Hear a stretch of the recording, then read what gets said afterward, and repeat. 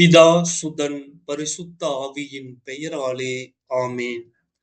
தம் ஒரே மகன் மீது நம்பிக்கை கொள்ளும் எவரும் அழியாமல் நிலை வாழ்வு கொள்ளும் பொருட்டு அந்த மகனையே அளிக்கும் அளவிற்கு கடவுள் உலகின் மேல் அன்பு கூர்ந்தார். இவன்தான் சொத்துக்கு உரியவன், வாருங்கள் நாம் இவனை கொன்று போடுவோம். மத்தேயு எழுதிய தூய நற்செய்தியிலிருந்து வாசகம். அதிகாரம் 21, இறை வார்த்தைகள் 33 முதல் 43 வரை மற்றும் 45, 46.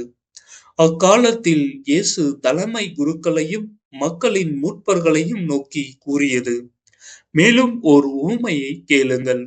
நிலக்கிழார் ஒருவர் திராட்சை தோட்டம் போட்டு சுற்றிலும் வேலி அமைத்து அதில் பிளவு குழி வெட்டி ஒரு கால் மாடமும் கட்டினார்.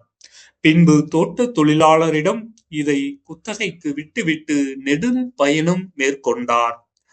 பழம் பறிக்கும் காலம் நெருங்கி வந்த பொழுது அவர் தமக்கு சேர வேண்டிய பழங்களை பெற்று வரும்படி தம் பணியாளர்களை அத்தோட்ட தொழிலாளரிடம் அனுப்பினார்.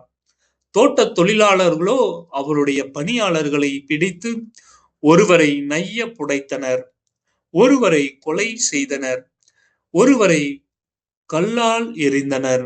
மீண்டும் அவர் முதலில் அனுப்பியவர்களை விட மிகுதியான வேறு சில பணியாளர்களை அனுப்பினார்.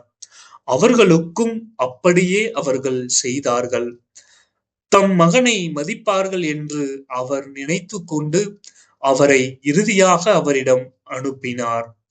அம்மகனை கண்டபொழுது தோட்ட தொழிலாளர்கள், இவன்தான் சொத்துக்கு உரியவன், வாருங்கள் நாம் இவனை கொன்று போடுவோம், அப்பொழுது இவன் சொத்து நமக்கு கிடைக்கும் என்று தங்களிடையே பேசிக் கொண்டார்கள்.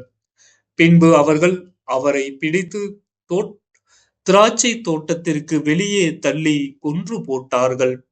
எனவே திராட்சை தோட்ட உரிமையாளர் வரும்பொழுது அத்தொழிலாளர்களை என்ன செய்வார் என இயேசு கேட்டார். அவர்கள் அவரிடம், அத்தீயோரை ஈவ இரக்கமின்றி ஒழித்து போடுவார்.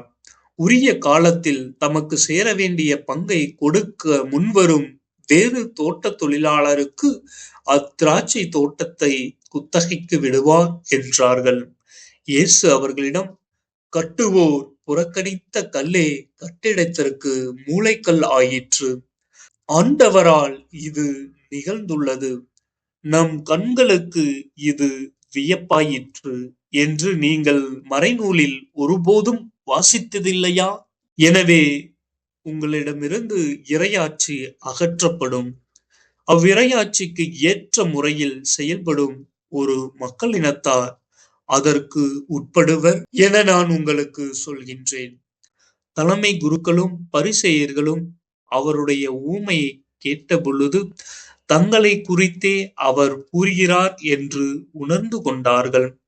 அவர்கள் அவரை பிடிக்க வழி தேடியும் மக்கள் கூட்டத்தினர் அவரை இறைவாக்கினர் என்று கருதியதால் அவருக்கு அஞ்சினார்கள். இது ஆண்டவரின் அருள்வாக்கு. இறைவா, உமக்கு நன்றி.